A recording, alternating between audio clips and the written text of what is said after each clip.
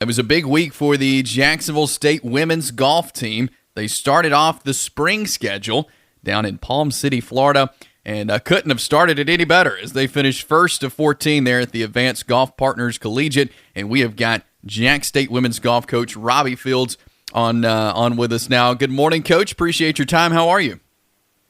Oh, I'm great. Good morning. Thank you for having me on this morning. Absolutely, and great trip down to Palm City, Florida. The ladies come away with the win. It was the first tournament on the spring schedule. What did you learn about the ladies this week? We learned a lot. We're still a very young team. We don't have a senior, so we've got a junior, a sophomore, a redshirt freshman, and two freshmen. And so this is the first time as a team we had been in that experience or had that opportunity since I've been here. And really, Ginger's the only one that's been in that arena anytime within the past calendar year with a chance to win. And so we learned that we've got some nerves that we've got to learn from and how to handle those next time we're in that position. But we certainly learned that we have the ability to bounce back and have some of that perseverance in the heat of the moment when things got a little rocky there towards the end. So take me through the tournament this past week down in Palm City. What was it like from start to finish, and what made it able for your ladies to walk away with a win? It's the first tournament really on our schedule this year that we went in knowing like we should win this one. Lipscomb was really the only team there ranked ahead of us, and so we had that belief. It started 2 weeks ago. I told them we're going to win this golf tournament, and every day, everything that we're doing leading up to that is going to be for that. And so the message was clear the whole time. We came out the first day and had a really good day up until like the 16th hole for everybody, and we had a few doubles on 17. And so the message for day two is we're going to finish what we start, and went out and made birdies on those holes coming down the stretch the second day. And then the final day was, hey, mistakes are going to happen, but we got to bounce back because we're still the best team here, and it's ours. And they stuck to that, and they had the nerves and struggled a little bit, as was to be expected a little bit. But I can't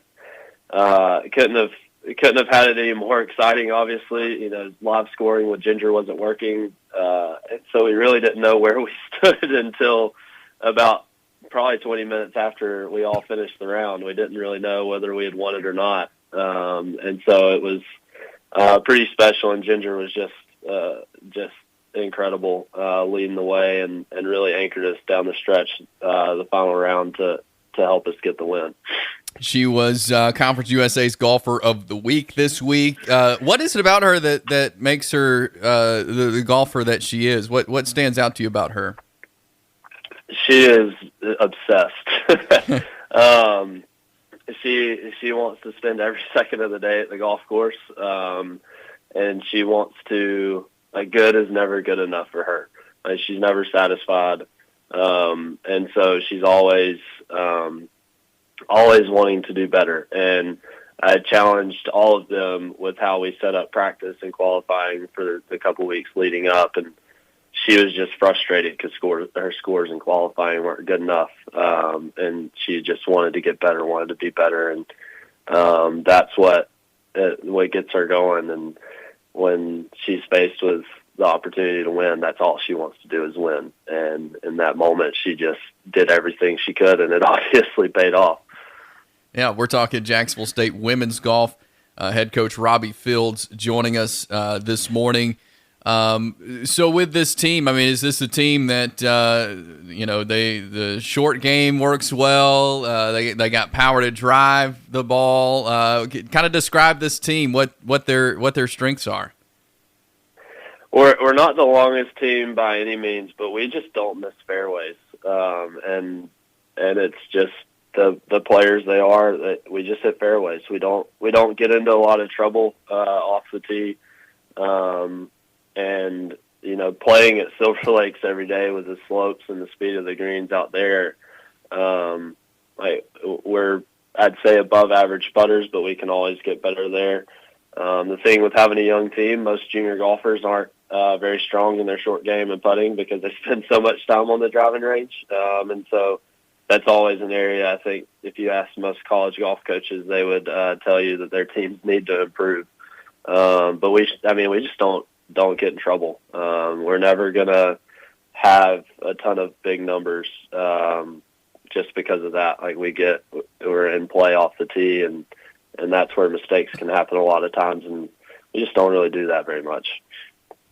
So as far as Conference USA golf goes, where did the ladies sit? What does Conference USA look like? It's definitely a bit of a step up from the ASUN, I'd say.